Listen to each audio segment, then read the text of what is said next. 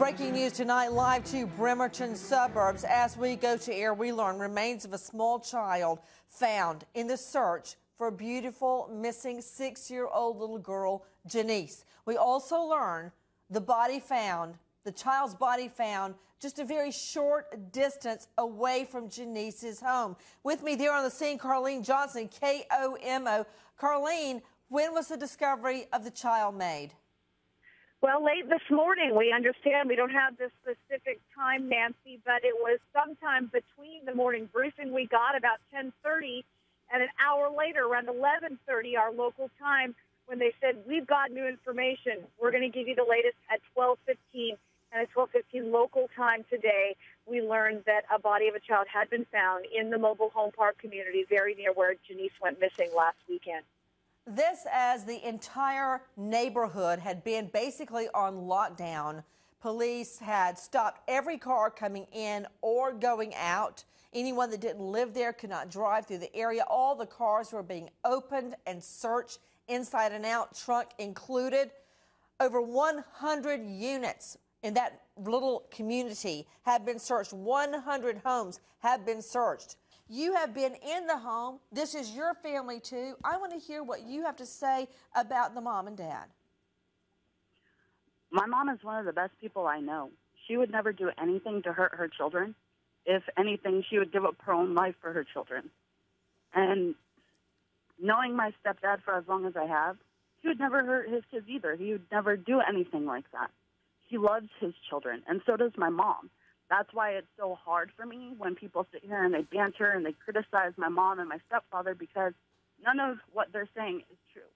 Everyone wants to sit here and say that they have that they're bad parents, that they are parenting bad. That it's a very hard thing to deal with, to hear people sit here and say the things that they want to say about your parents when they don't know anything about them. Alicia lawyers Alex Sanchez, Jason Lamb, if she'd rather have death over life, then why are we having the retrial, Sanchez? Let's just go ahead and sentence her and be done with it.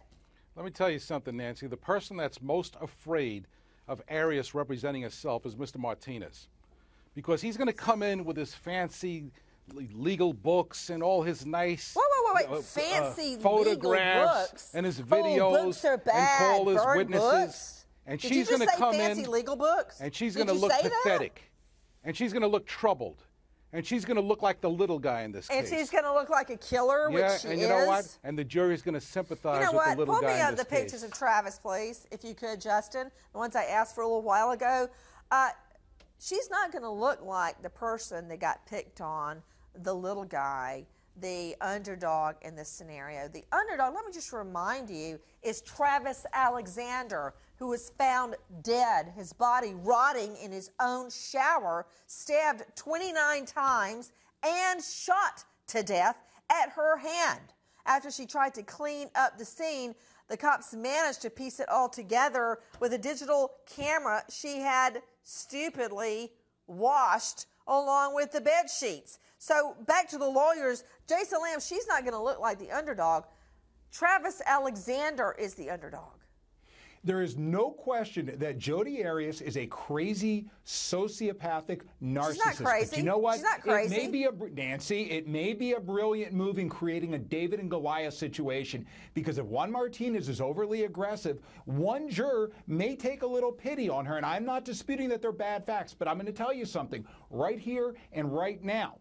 Another juror may think that, hey, you know, maybe she is a little crazy, and that's a mitigating circumstance. And I will wager you right here, right now, she gets life. Okay, so you think that a mother is willing to risk jail time? She's in jail. She's charged with a felony over this. This mommy is behind bars tonight. She did this because she says her brand new husband of a couple of months molested her 7-year-old. So you think she just want to do this and go sit behind bars? No, I'm not saying that. She might even believe that. The problem is it may not be true. The 7-year-old might not like stepdad, might like dad to come back, might make something up. And that's the problem. Mom might believe her, but it might not have happened. And now you've got somebody who's committing arson, almost attempted murder, when we don't even know what happened.